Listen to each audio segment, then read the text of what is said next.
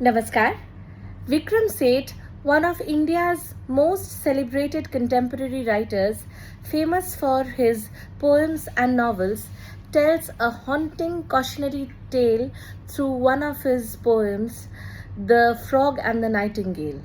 So it so happens that a nightingale arrives in a bog which was already dominated by a very arrogant and loud and crass frog. So when the nightingale starts singing, her beautiful voice enchants all the creatures of the bog. And the frog grows jealous of the nightingale because he realizes that the nightingale was much, much more talented than he is, and he devises a plan to get rid of her.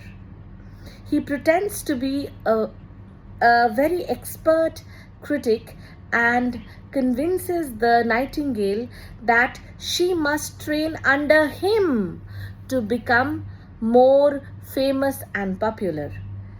The naive nightingale blindly trusts the frog and starts working harder and harder under his constant, severe, demeaning, and false criticism.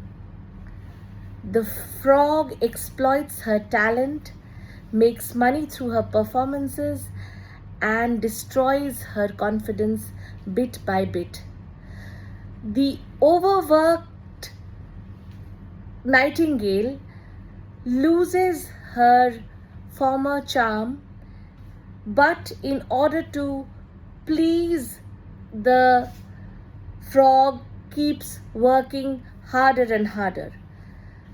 The frog pushes her even more, so much so that one day the overstrained nightingale bursts a vein and dies. The frog, shameless frog, calls her a stupid creature who should have known better that your song should be your song. And he blames her for her own death and once again starts singing in the bog now that he had no other competitor. So the tale reminds us that we must not blindly trust everyone, and that there are manipulative people around us who always try to exploit our insecurities.